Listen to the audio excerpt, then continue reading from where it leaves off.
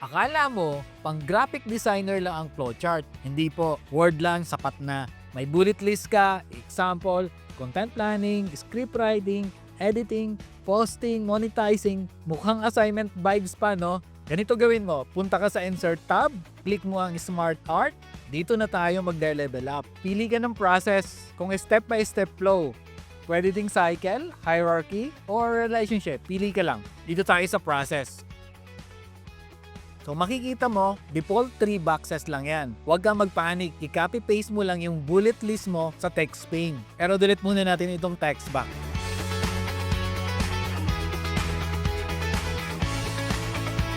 Kulang yung boxes, right-click ka lang sa shape, add shape. Automatic, dadami yan.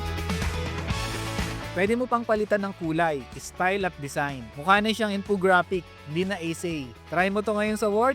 Pag gumanda report mo, comment ka ng Smart Art. Follow for more. Alam mo ba na maling-mali yung enter, enter, enter? Para lang mapunta yung text sa next page sa MS Word? Kasi pag nag-edit ka sa taas, sirang-sira na naman yung buong document mo. So ito na yung tamang paraan para ilipat ang section or paragraph sa next page without enter, enter. Una, page break. Ilagay mo yung cursor bago ng paragraph tapos pindutin mo Ctrl plus Enter sa keyboard. Boom! Automatic next page na siya. Kahit na mag-edit ka pa sa taas, hindi siya gagalaw. Pangalawa, page break before. Ito ang pang thesis at pang chapter setup. Select mo yung heading, right-click, paragraph, line and page breaks. Check mo yung page break before, result, laging sa bagong page magsisimula yung section mo. Kahit anong edit mo pang gawin. So tandaan mo to, stop using enter, enter, start using page breaks like a pro. Follow for more simple MS Word and Excel tips. May 10 MS Word files ka, ayaw mo ng copy-paste isa-isa. May shortcut dyan. Ganito lang kadali mag-combine ng multiple documents sa Microsoft Word. Open ka ng blank document, punta ka sa Insert tab, click mo yung object, then piliin mo Text from File. Dito mo napipiliin yung mga files mo. Dapat pwede mong iselect lahat yan sabay-sabay. Or, hold mo lang yung Control key or Shift sa keyboard. Then, click mo lang sa mouse yung mga files na gusto mong i-insert. Insert, and yes, automatic sila magsasama sa iisang document. Save mo to kasi lifesaver to sa report, thesis at office work. Kung gusto mo ng file na ginamit ko, comment mo lang Insert Multiple Document. Follow for more hidden tricks. Akala mo, Canva lang to. Sa Word lang yan. Gagawa tayo ng premium order form na 2 copies sa isang page. Una, baguhin natin yung page setup. Go to Layout, Orientation, Landscape. Then sa margins, custom natin. Top, 0.5 ang gusto ko. Bottom, left, right, 0.3 inches. Ikaw ang bahala kung anong gusto mo. Lagyan natin ng column. Go to Layout, Column, More Columns, 2 columns. Spacing natin, 0.6. Para pantay yung margins. Next, go to Insert, Text Box, Simple Text Box, Type Order, copy natin, press Ctrl plus drag, type form, ilapit mo para magkadikit. Baguhin mo ang font style at font size kung gusto mo. Yung layout option, gawin nating fixed position on page. Select mo lang, go to Format, go to Shape Outline, No Outline. Ilagay natin yung order date at saka order number. Arrange lang natin ng maayos, pati yung order form. Kung kailangan yung palakihin or paliitin or i-adjust yung kanyang placeholder para magandang tingnan. Then, type mo na, Customer Informations. Go to Insert, Table. Ilagay na natin yung fields. Name, phone, email, address. Sa borders, ilalim lang yung lagyan natin para clean look.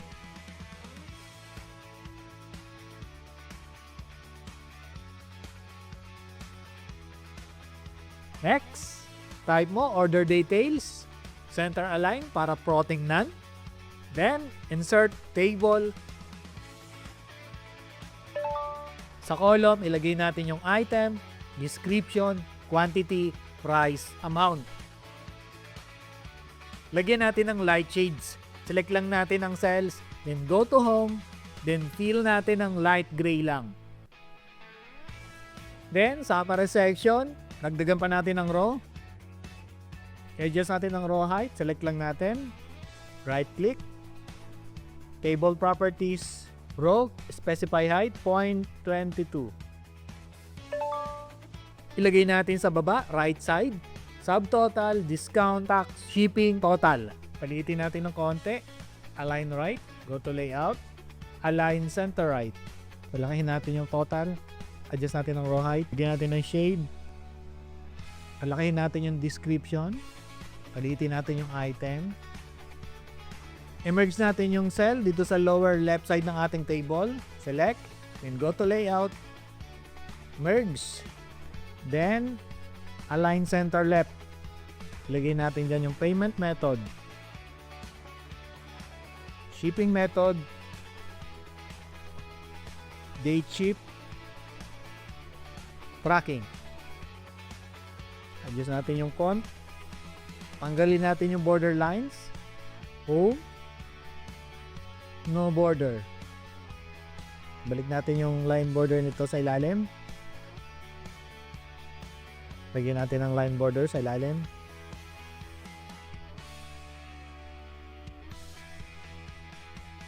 Wala din yung border nito sa left side. Sa baba, type mo yung company mo, diet. Pwede ka rin mag-insert ng logo mo. Then, pinaka-bottom, thank you for your order. Center align para malinis. Kung lampas na, magbawas tayo ng row at kung may space pa, insert pa tayo ng row para ma-maximize natin yung space. E-duplicate, select all, then copy, paste sa kabilang column. And yes, 2 forms agad. Tipid papel, plus premium look, Word lang yan ha. Gusto mo ng pre-template nito? Comment order. Follow for more.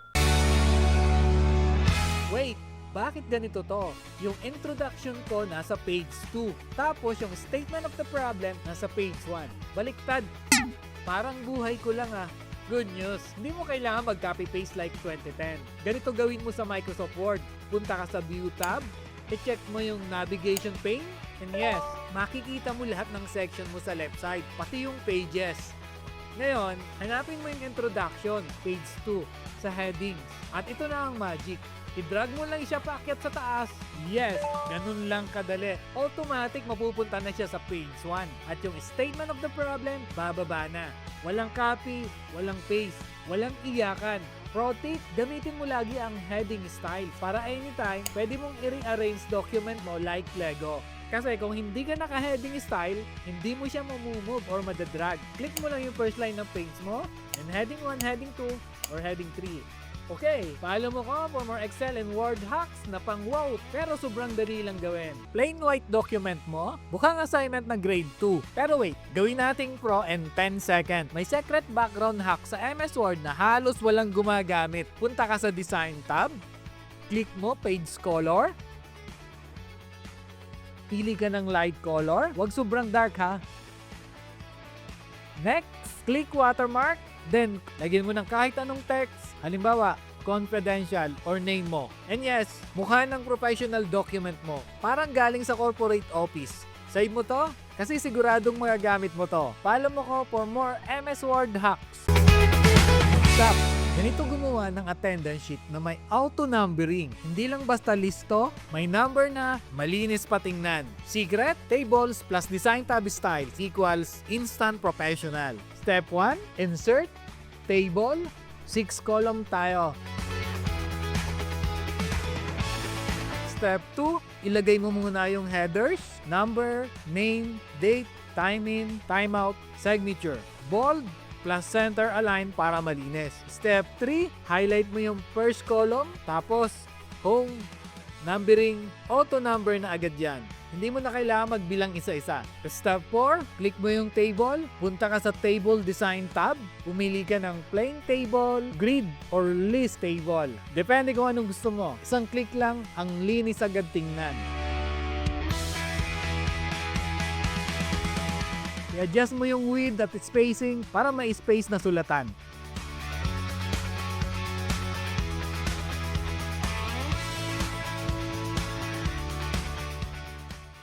Kung kinulang ka ng row sa table, punta ka lang sa dulong row ng table, click mo lang, tab key sa keyboard, automatic mag-a-add siya ng row.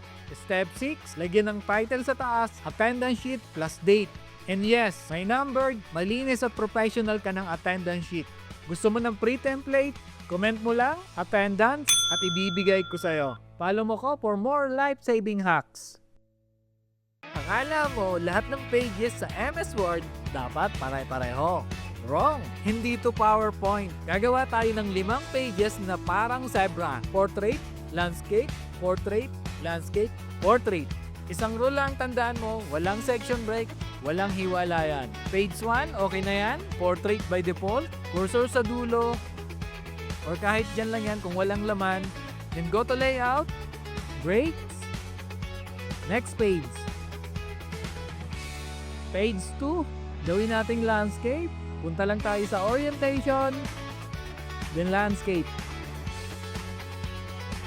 Ulitin mo lang yung ritual. Cursor sa dulo. Then breaks. Next page. Tapos pili ka lang kung portrait o landscape.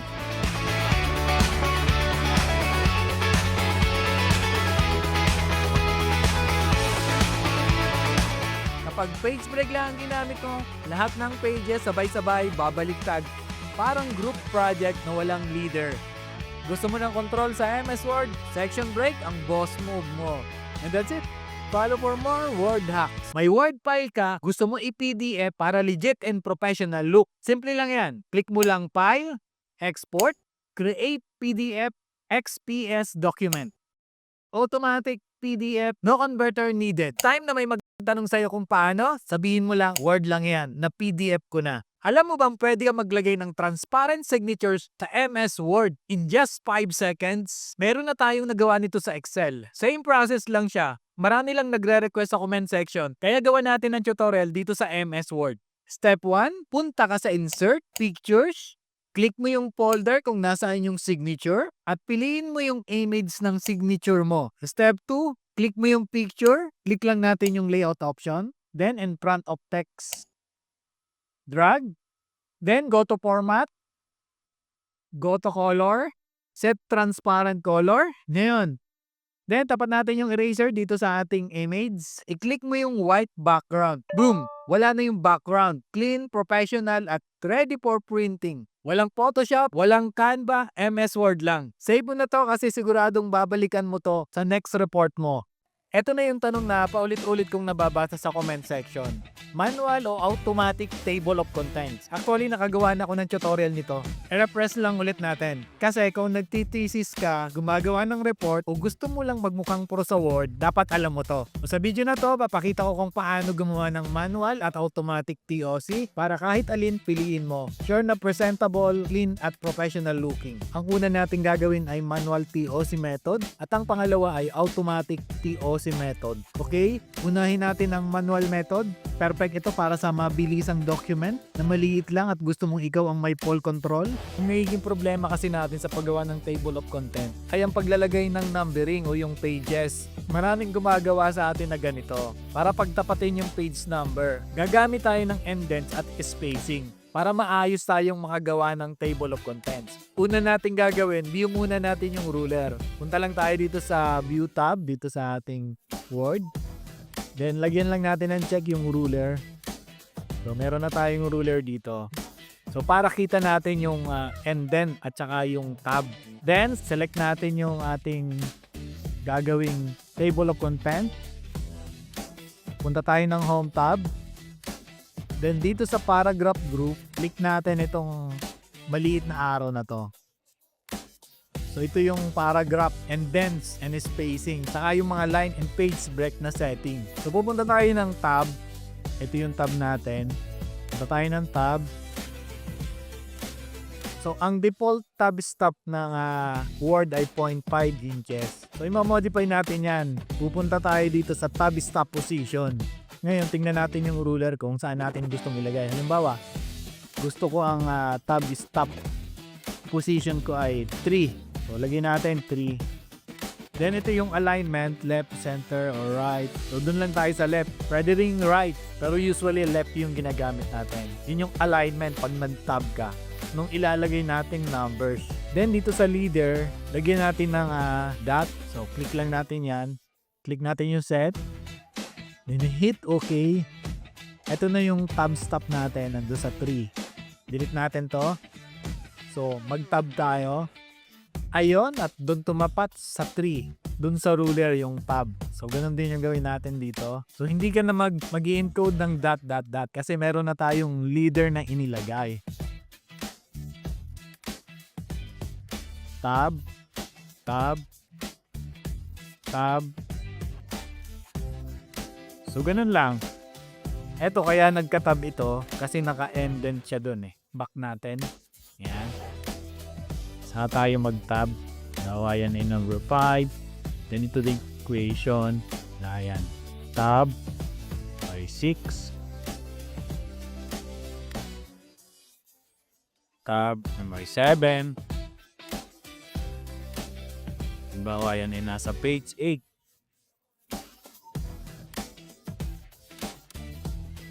So, yun lang. Ngayon, kung gusto mo namang i-adjust ang space ng tab stop, select mo lang. Then, punta ka lang dito sa ating ruler. Tapos, i-drag lang natin yung tab stop na yan.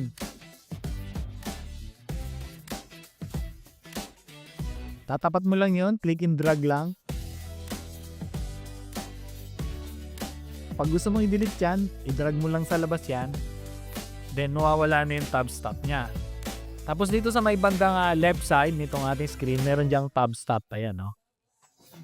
So, pwede kang mag-click dito anywhere para lagyan mo siya ng tab.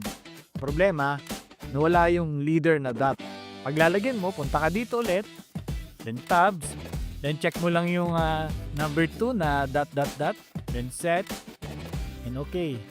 Kung maliit na table of contents lang at gusto mo ng full control, swak na swak ito. Para sa ating game changer, ang automatic method. Super lifesaver ito lalo na kung mahaba ang document at maraming sections. So ang gagamitin natin ngayon ay references TOC. Meron tayong sample outline dito. Nilagyan lang natin ng konting overview ang chapter 1 of what each subchapter aims to cover. Select lang natin yung text na gusto nating mag-appear sa TOC. Then, i-apply natin yung heading styles from the styles group dito sa home tab natin. Typically, yung main section gumagamit ng heading 1, subsection use heading 2, and so on. So, select natin yung heading 1 natin, abstract, chapter 1, chapter 2, chapter 3, chapter 4, chapter 5, chapter 6, chapter 7,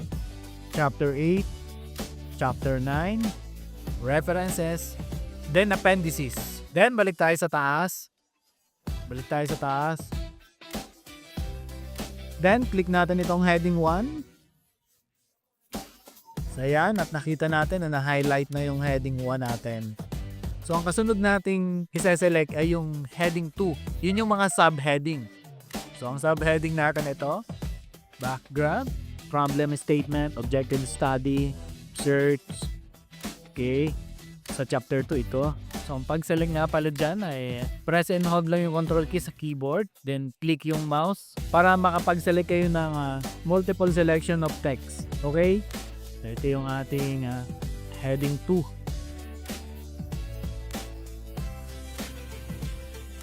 Then, click natin, heading 2. So, ayan. Highlight ay yung ating heading 2. So, kung meron kayong mga subheading pa na gusto nyong gawin, same process lang din. Okay? So, next step ay ilalagay natin yung cursor natin kung saan mo gustong ilagay yung ating TOC. Usually, dito sa beginning of the document. So, next step, punta tayo sa references. So, dito sa references, sa may bandang left side, click natin itong table of contents. So, yun yung nagpo-provide ng overview ng ating document by adding a table of contents. Okay? Click. Then, ang pipiliin natin, automatic style from the drop-down menu. Then, yung word, magge-generate siya ng table of contents based on the heading styles na in-apply natin. Ito na yung ating table of contents na ginawa. Okay?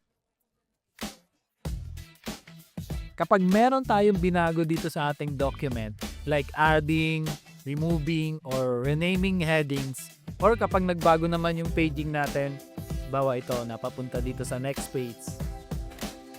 So, kailangan nating i-update yung ating TOC.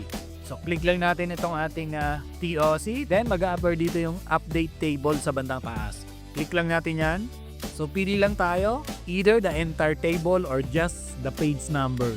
Pero kung page lang, okay lang yung page number only. And hit OK. So, yung ating research naging number 4. So, dati yan kanina ay research question. So, nabago din yung kanyang subtitle. So, pwede rin natin i-customize yung ating TOC. Punta lang tayo dito sa references, then table of contents. Then, makikita natin dito yung custom table of contents. Click natin yan. So, ma-adjust natin dyan yung format, show levels, at saka marami pang iba. At yan, tapos na. 2 super easy na paraan kung paano gumawa ng TOC sa Microsoft Word. Whether gusto mo ng manual or automatic method, ngayon alam mo na pareho. Follow my Facebook page and subscribe to my YouTube channel for more tutorials, travel, and food adventures.